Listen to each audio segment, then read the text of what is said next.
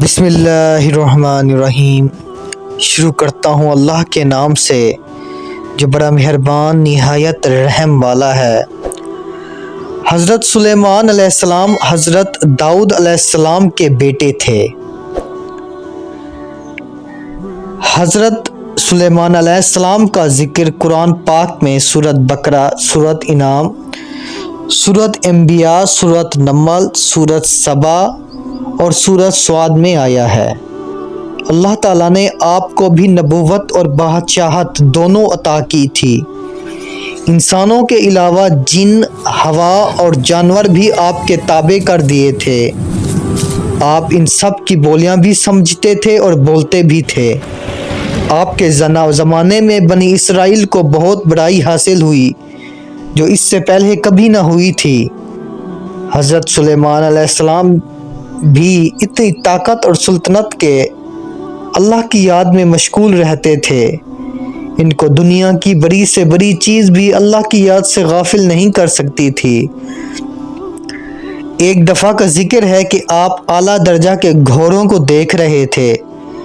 ان کے دیکھتے دیکھتے عصر کی نماز کو دیر ہو گئی۔ آپ نے ان کو پھر بلایا اور ان کی پنڈلیاں اور گردنیں کاٹ ڈالیں تاکہ جن کی محبت نے اللہ کی یاد سے غافل کر دیا ان کو ختم کر دیا جائے۔ ایک دفعہ کا ذکر ہے کہ آپ اپنی فوجیوں کے ساتھ تشریف لے جا رہے تھے۔ چلتے چلتے چونٹیوں کی وادی میں پہنچے۔ ایک چونٹی نے کہا، اپنے اپنے گھروں میں گھس جاؤ، ایسا نہ ہو کہ سلیمان اور اس کا لشکر تمہیں تباہ کر دے اور انہیں اس کی خبر بھی نہ ہو۔ آپ چونٹیوں کی بات سن کر مسکرائے اور کہا کہ اے اللہ، مجھے توفیق دے کہ میں تیری نعمتوں کا شکر ادا کروں جو تو نے مجھے اور میرے ماں باپ کو دی ہیں، اور ایسے نیک کام کروں جن سے تو خوش ہو، اور اپنی مہربانی سے میرے مرنے کے بعد مجھے نیک بندوں میں داخل کر۔ ایک دفعہ کا ذکر ہے کہ آپ نے پرندوں کی حاضری لی تو اس میں ہدہد نظر نہیں آیا۔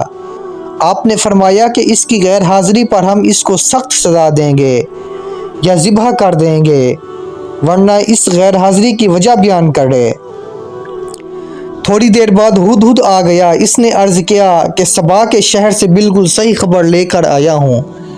میں نے ایک عورت دیکھی ہے جو وہاں حکومت کرتی ہے۔ اس کے پاس ہر طرح کا سامان ہے۔ اس کا بہت بڑا تخت ہے۔ ملکہ اور اس کی قوم کے لوگ سورج کو سجدہ کرتے ہیں اور شیطان نے ان کو سیدھے راستے سے روک دیا ہے۔ ہدہد نے بیان ختم کیا تو آپ نے اس ملکہ کے نام خط دیا۔ اللہ کے نام سے شروع کرتا ہوں جو بہت بڑا مہربان نہایت رحم والا ہے۔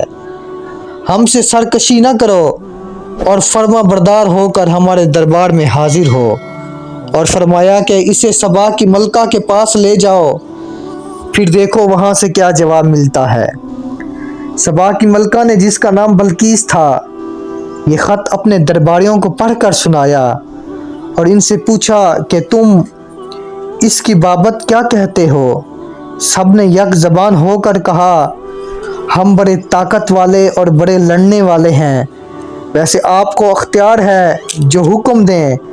ملکہ نے کہا، بادشاہ کسی شہر میں داخل ہوتے ہیں تو اسے تباہ و برباد کر دیتے ہیں، اور ایسا ہی یہ بھی کریں گے۔ میں ان کے پاس کچھ تحفے بھیج کر دیکھتی ہوں کہ میرے ایلچی کو کیا جواب ملتا ہے۔ جب ایلچی تحفے لے کر آئے تو حضرت سلیمان علیہ السلام نے فرمایا، تمہارے تحفے تم کو مبارک ہو، تم انہیں واپس لے جاؤ۔ جب ایلچی نے واپس جا کر بلقیس سے حضرت سلیمان علیہ السلام کی باتیں کہیں تو وہ دربار میں حاضر ہونے کی تیاری کرنے لگی۔ ایلچی کے واپس جانے کے بعد حضرت سلیمان علیہ السلام نے اپنے دربار والوں کو حکم دیا کہ ملکہ کے تخت کو ہمارے پاس لا کر حاضر کرو۔ ایک بڑا دیو بولا کہ میں اسے پہلے کہ آپ دربار سے جائیں آپ کی خدمت میں پیش کر دوں گا، مگر ایک شخص اور جس کو اللہ نے کتاب کا علم دیا تھا، اس نے کہا کہ میں آپ کی آنکھ چھپکنے سے پہلے تخت لے آؤں گا۔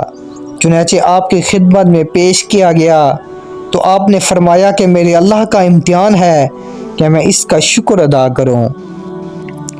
بہرحال تخت کی صورت بدل کر بچھا دیا گیا اور بلقیس آ گئی تو اس سے پوچھا کہ تمہارا تخت بھی ایسا ہی ہے؟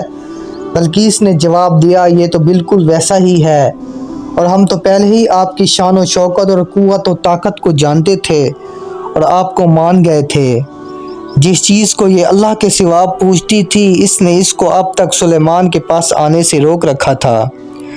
پھر بلقیس سے محفل میں جانے کو کہا گیا۔ جب اس نے حضرت سلیمان علیہ السلام کا محل دیکھا جو شیشے کا بنا ہوا تھا اور معلوم ہوتا تھا کہ پانی سے بھرا ہوا ہے، بلقیس نے اس سے گزرنے کے لیے اپنے پانچے اوپر اٹھا لیے اور اپنی دونوں پنڈلیاں کھول دی۔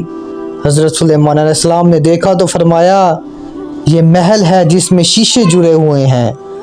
غرض جب بلقیس کو اپنے مذہب کی غلطی معلوم ہوئی تو پکار اٹھی، اے اللہ، میں نے جو اتنی مدت تک سورج کی پوجا کی اور میری وجہ سے میری قوم بھی اس کو پوجتی رہی تو میں نے اپنے اوپر ظلم کیا۔ اب میں سلیمان کے ساتھ تمام جہانوں کے پالنے والے پر ایمان لاتی ہوں۔ حضرت سلیمان علیہ السلام اتنے بڑے نبی اور اتنے بڑے بادشاہ تھے کہ انسان، جن، پرندے اور ہوا سب ان کے تابع تھے، مگر اب غریبوں اور بے کسوں کے ساتھ بیٹھ کر کھانا کھاتے تھے اور اپنے ہاتھ سے چٹائیاں اور ٹوکریاں بنا کر روزی کماتے تھے۔ ہر وقت یاد الہی میں مشغول رہتے، راتوں کو بہت کم سوتے، دن میں اللہ کے مخلوق کی خدمت کرتے، بس یہی ان کی زندگی تھی۔ اللہ پاک ہمیں اپنا حقیقی معنوں میں فرما بردار بنائے، آمین۔ دوستوں، مزید ایسی ویڈیو دیکھنے کے لیے ہمارا چینل واحد NF برادر کو ضرور سبسکرائب کریں تاکہ ہر آنے والی ویڈیو آپ تک پہنچتی